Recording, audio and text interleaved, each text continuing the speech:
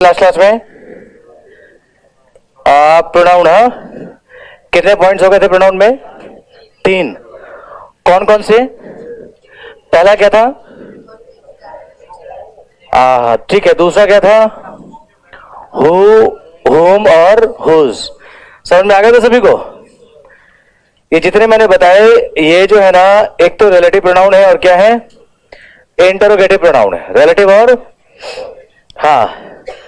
तो जब भी ये इंटरोगेटिव होंगे तो सेंटेंस की शुरुआत में आएंगे, और जब ये रिलेटिव होंगे तो कहां आएंगे? एंटीसीडेंट के बाद आएंगे। और हमें देखना होता है कि किसका कौन सा एंटीसीडेंट होता है ना? तो मैंने आपको बताया था विच आता है किसके लिए? Animal, non living. और दैट आता है जब दो मिक्स होते हैं। और हु, हुम और हुज ये किसके लिए आता है? ये तीनों ह्यूमन बीइंग के लिए आते हैं। बताया था मैंने आपको। इसमें से हु कौन सा केस है? Subjective case.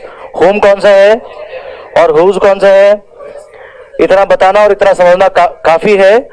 सब्जेक्ट सब्जेक्ट बनेगा, ऑब्जेक्ट ऑब्जेक्ट बनेगा और पोजेसिव दोनों बनेगा। ये तो था ना, ये बता दी थी बात मैंने।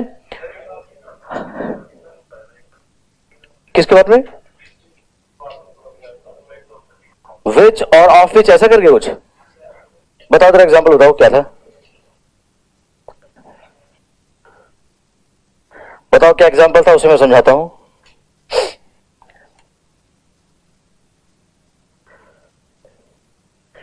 चीजें मुश्किल तो नहीं लग रही हैं अभी? नहीं होंगी, दिक्कत देंगी, लेकिन मुश्किल नहीं है कि समझ में ना? बोलिए हाँ क्या था? अच्छा, विच का मतलब वो मैं ये बताना चाह रहा था। जैसे ये हु होता है और ये होम होता है और ये क्या होता है? ये देखने में तीनों फॉर्म्स अलग हैं। तो इसे क्या बोलते हैं? अब इसे क्या बोलते हैं और इसे क्या बोलते हैं? ये तीनों ही आईपी भी है। आईपी का मतलब और आरपी का मतलब है ना?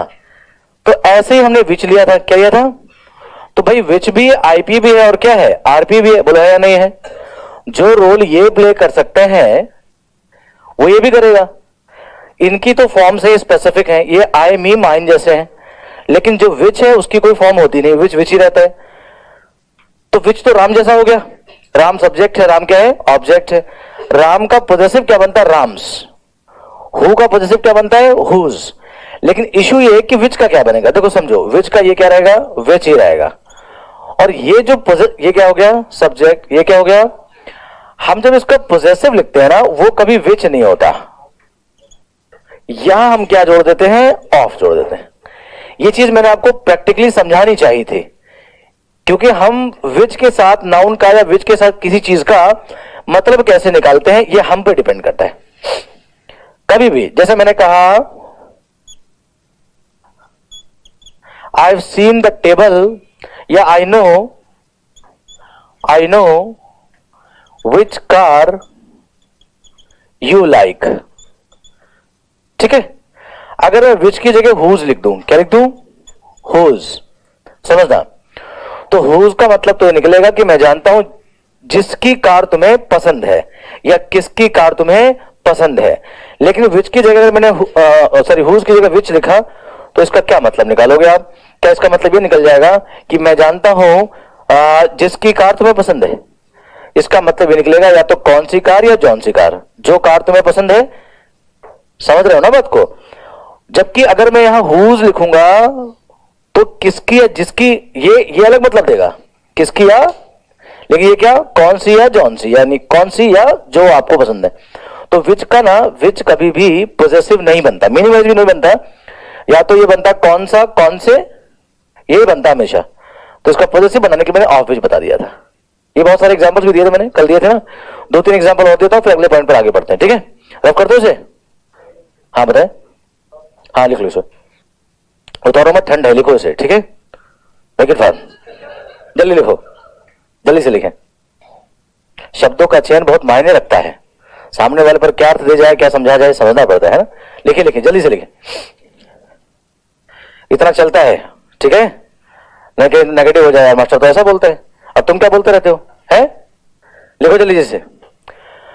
आज और ज्यादा धीरे धीरे चीजें ना, डिफिकल्टी लेवल बढ़ेगा, लेकिन ना एहसास नहीं होना चाहिए। Did I make it clear? समझते रहोगे तो चीजें मुश्किल नहीं लगेंगी, ठीक है? तब तक मैं एक दो एग्जांपल्स और लिख देता हूं, ठीक है? मेरे साथ लिख लो जरा। कल कितने एग्जांपल दिए? 12 शायद, कितने थे? 11 थे। हाँ, रामायणा वाला दिया था, Ramayana, Ganga, hotel, inauguration hotel. ये याद इसलिए रह जाते हैं क्योंकि एग्जाम में आए हुए हैं, तो वो देना बहुत जरूरी होता है। बाकी मैं खुद बनाता हूं आपको समझाने के लिए, मैं बनाने जा रहा हूं, ठीक है? एक कॉस्ट वाला दिया था, हुज कॉस्ट वाला, उसने एक साइकिल खरीदी जिसकी कीमत है ना, ठीक है? एक और देखो, he has stolen a bicycle, he has stolen a bicycle,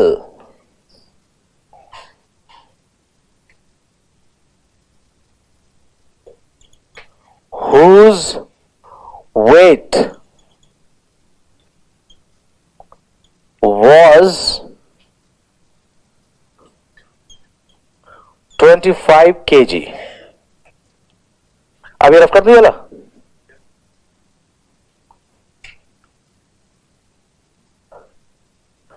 चलिए ये एग्जाम्पल लिखा है, समझ कर, जल्दबाजी नहीं है, समझ कर करो, थोड़ा टाइम लग सकता है, कुछ देर बाद बिल्कुल ही आपके टिप्स पर चीजें आ जाएंगी, ठीक है? But in the beginning we have to be understanding them well, right? Do not mug up the facts. तो एक एग्जाम्पल ये हुआ, दूसरा देखते हैं। They will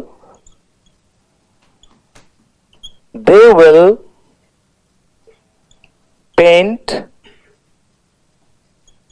your friends furniture, your friends furniture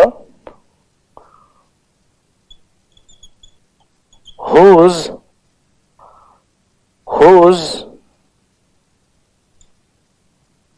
melodious singing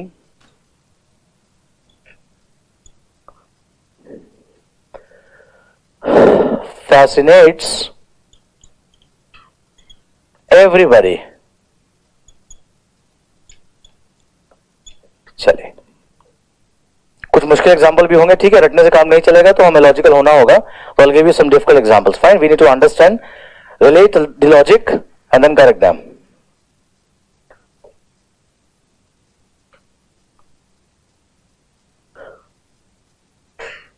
He claims to have read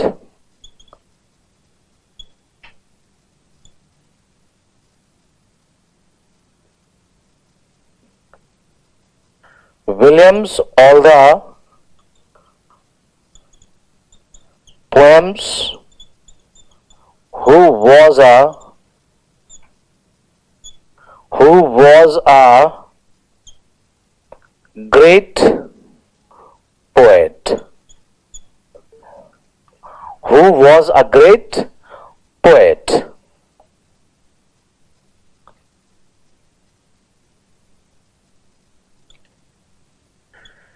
He has sent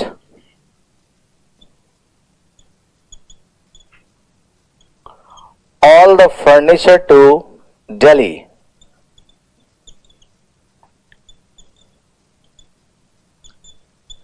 That he bought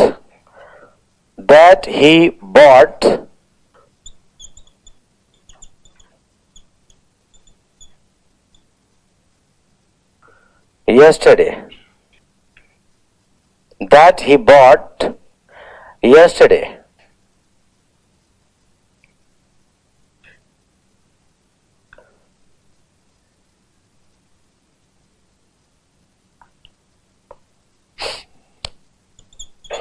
Those who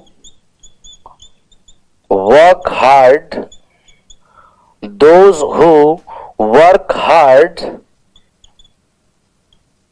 they will always succeed। Succeed की spelling सही लिखी मैंने? डबल ई होती है ना, ठीक है?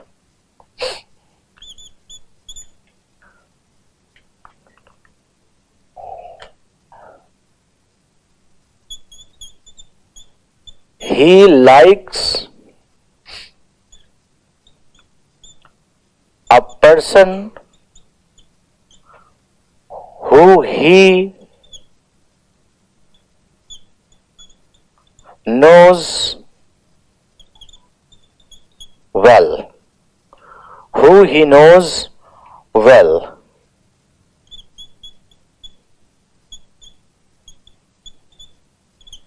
He likes a person.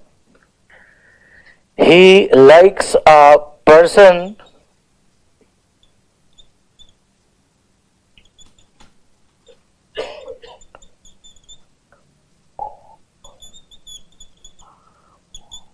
who he believes is honest.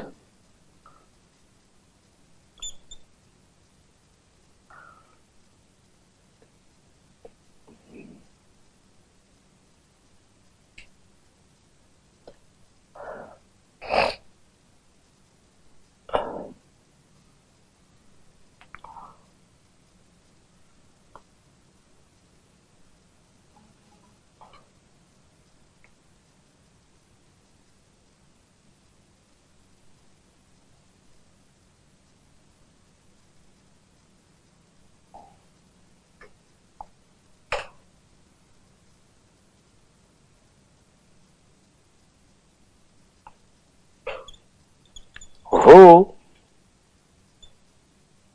if not him, क्या लिखा? Who, if not him, can I trust? Can I trust? कि वो नहीं तो आखिर किस पर मैं ट्रस्ट कर सकता हूं? ठीक है, सारे लिख ले, ठीक ठाक लेवल है क्वेश्चन का, सारे एग्जाम में कहीं ना कहीं आए हुए हैं क्वेश्चंस, एग्जाम में आए हुए मुझे याद रहते हैं, लेकिन मैं ये नहीं याद करता किस ईयर आए हैं, उससे कोई मतलब नहीं होता, बट एग्जाम में आए हुए हैं। और अभी आप देखोगे लेवल ठीक ठाक है। चौथा, हाँ हाँ,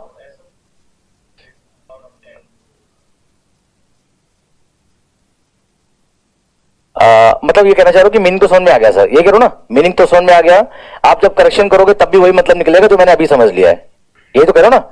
ऐसा हर बार आपके साथ होता है, दो ही बातें होती हैं, या तो आपको सेंटेंस का मतलब समझ नहीं आता तो वो नो एरर है, दूसरा अगर समझ में आ गया तो भले ही लिखा गलत है, वो क्या है, उसमें गलती नहीं है। समझ में नहीं आया तो एरर निकाल दो, तो उल्टा हो गया शायद, समझ में नहीं आया तो आपने निकाल दिया कि एरर है ही है। एक बार क्या तो लिखा गलत है और तुम समझ गए, तुमने कहा सही है। नहीं, होता क्या है, मैंने आपको कई बार बताया, मैंने कहा, मैंने आपको बोलने के तरीके स्पोकन में थोड़ा अलग होता है, ये स्पोकन का पैटर्न लिखा होता है, ठीक है, और समझ जाते हैं, वो तो कॉमन सेंस है कि कौन सी चीज खरीदी जाएगी, कौन सी बेची जाएगी। अब तुमसे कोई कहते कि मेरी चाय बना दो, देखने वाली बात, मैंने आपको बताया होगा कभी ना, मेरी चाय बना दो, मेरा अचार डाल दो, है ना, तो मुझे काट कर आम खिलाओ, ताजा भैंस का दूध लाओ, तो भैंस का ताजा दूध हो सकता है, ताजा भैंस का दूध कहां से लाएंगे, लेकिन चलता है स्पोकन में क्या है कि सामने वाला सुनता है, उस चीज को समझ सकता है कि भैंस ताजी होगी या दूध ताजा होगा, है ना, यही चीज यहां पर है। इसलिए क्या होता है कि एक पढ़े लिखे की भाषा और एक अनपढ़ की भाषा में डिफरेंस होता है, देना में कि क्लियर। और पढ़ने लिखने के बावजूद मैं आपको बता दूं, माहौल भी बहुत बड़ी चीज होती है। कई बार घर में घुस के लोग पीएचडी भी कर लेते हैं और बाहर निकलते जब बात करने का नंबर आता है ना तो पसीना निकल जाता है, नहीं बात कर पाते। तो होता है क्या, एजुकेटेड और क्वालिफाइड होने में डिफरेंस होता है। क्वालिफाइड हो सकता है आपने बहुत सारे एग्जामिनेशन निकाल दिए हो, एजुकेटेड पढ़ा लिखा होने के साथ साथ वेल मैनर्ड भी होता है। तो हम जो भाषा ये लिख रहे हैं, ये हम बात कर रहे हैं उनकी जो पढ़े लिखे हैं, समझ रहे हो बात को। हिंदी तो हम भी बोलते हैं और हिंदी वो भी बोलता है जो नहीं पढ़ा लिखा है, लेकिन पढ़ा लिखा जो होता है उसे पता है कि कैसे क्या बोला जाता है और लिख भी सकता है। तो ये चीजें होती हैं। तो ये जो चीजें हैं, आप अगर ऐसा स्पोकन में बोल दो तब भी लोग समझ लेंगे, और लिख दिया तब भी नंबर मिल जाएंगे। तो क्यों ना एक ही काम करो, स्पोकन अलग सीखो, रिटर्न अलग सीखो। ऐसा नहीं होता है, सिर्फ ये कि रिटर्न के थोड़े तरीके लंबे हो जाते हैं, स्पोकन में चीजें हल्के हो। मैंने कहा चल रहे हैं, दिल्ली मिलेंगे, है ना, तो ये तरीके जो है ना, ये स्पोकन में चलते। दिल्ली मिलेंगे कौन सा सेंटेंस है ये, will meet in Delhi, let's meet in Delhi, ऐसा होना चाहिए ना। या तो इंपेरेटिव बनाओ या असर्टिव बनाओ, लेकिन वो दिल्ली मिलेंगे समझ में नहीं आ रहा, तो तो स्पोकन से इसलिए अलग रखते हैं। यही रीजन है कि स्पोकन पॉइंट ऑफ व्यू से आपको सेंटेंस समझ में आ जाते हैं, लेकिन जब बात लिखने की आती है तो लिखा सही जाता है, उस पर ही नंबर मिलते हैं। आई बात समझ सभी को? चले करें, लिख लिया, करने की कोशिश करते हैं। आपने ट्राई किया, एक बार ट्राई करो जो 1 मिनट में, फिर मैं एक्सप्लेन करता हूं कौन सा सही कौन सा गलत है। अच्छे क्वेश्चन हैं, एग्जाम में आए हुए सारे।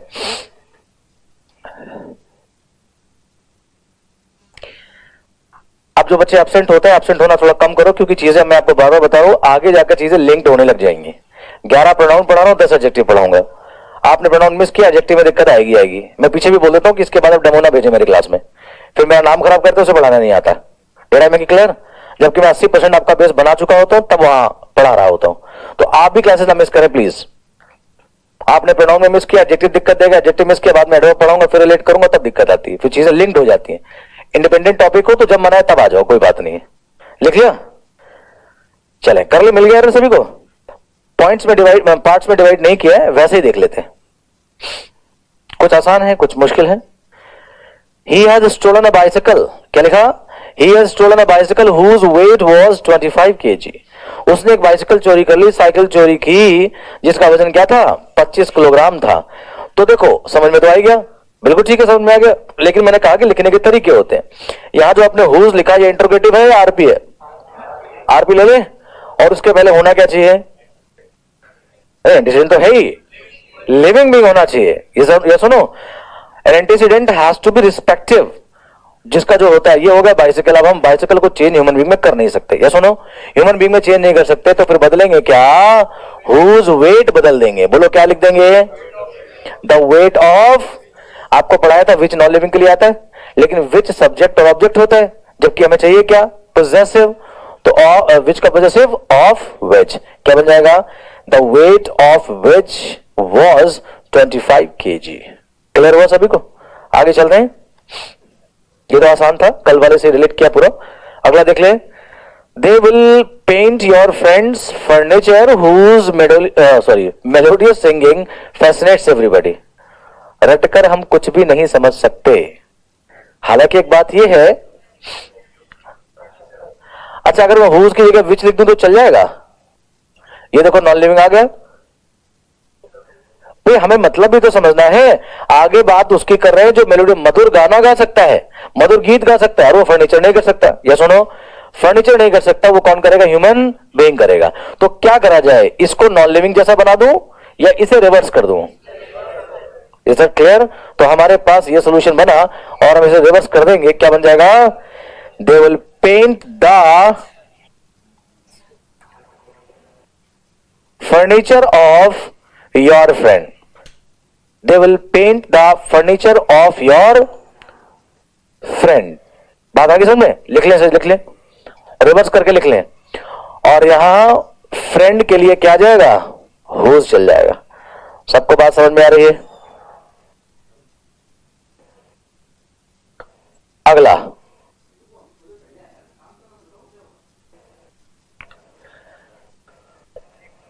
दोबारा बताऊं, दोबारा हो जाएगा। They will paint the furniture of your friend। दा के साथ अपॉस्ट्रोफी नहीं आता, एन के साथ आता था, अगर याद हो तो the furniture of your friend, और friend whose melodious singing fascinates everybody। डिरामे के क्लियर? आगे चलें। चलिए, इस सेंटेंस को मैं पार्ट में डिवाइड कर देता हूं। ये रहा ए पार्ट, ये रहा बी पार्ट, सी और डी। आपने क्या लिखा? कौन सा प्रोनाउन है यहां? पहचानने में किसी को दिक्कत नहीं ना? रिलेटिव प्रोनाउन हु है, रिलेट करेगा हु, हुम, हुज किसे? ह्यूमन बीइंग को। लेकिन यहां तो किसकी बात कर रहा है? ये चीज अच्छी तरह तुम्हें हिंदी में समझ में आ रही है, मतलब समझ में आ रहे हैं कि वह ये दावा करता है कि उसने विलियम शेक्सपियर की सारी कविताएं पढ़ ली हैं, जो कि एक अच्छा था। तो आपको सबको समझ में आ, टुकड़े में बोलूं, इधर से बोलूं, उधर से बोलूं, समझ हमारी, हम समझ लेते, उसमें तुम्हारा क्या क्रेडिट है? मेरी समझ है, लेकिन लिखा आपने सही नहीं है। क्या हो जाएगा बोलो? इसे विच कर दूं? विच कर दूं? नहीं ना, समझना पड़ेगा। मीनिंग मस्ट नॉट चेंज, कि जो पोएट हो सकता है कविताएं नहीं हो सकती, पोएट ही पोएट होगा। तो फिर हमें एक बार इसे क्या करना पड़ेगा? रिवर्स। क्या कर देंगे बोलो? read all the poems of William. ठीक है, all the poems of William. William who was a great poet. बोलो, सबको बात समझ में आई? चलिए आगे चलते हैं. ये भी एग्जाम में आया. A part, B part, C और D part. A B C and D, कौन सा पार्ट रॉन्ग होगा और क्यों बताएं. He has sent all the furniture to Delhi that he bought yesterday. Noel?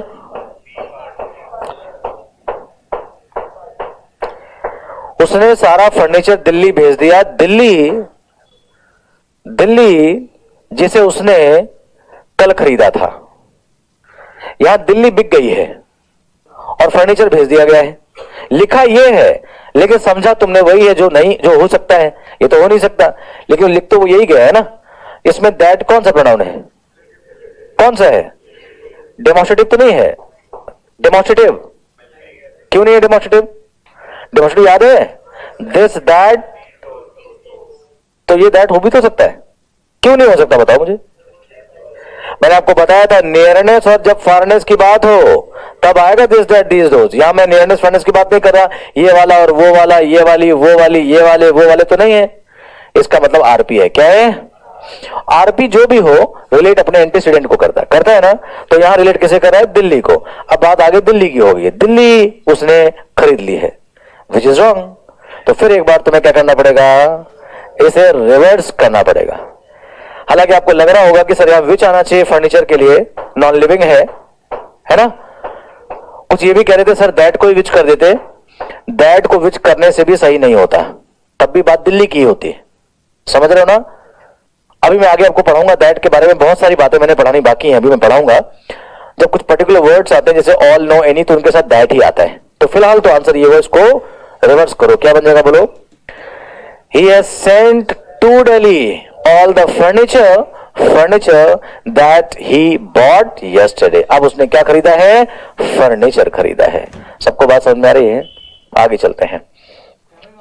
Those who work hard they will always succeed. वो जो मेहनत करते हैं वो हमेशा क्या करेंगे? सफलता पाएंगे, सफल हो जाएंगे. इसमें कोई गलती है या नो एरर? क्यों नहीं आया बे? डॉल सब्जेक्ट हो गए, राइट.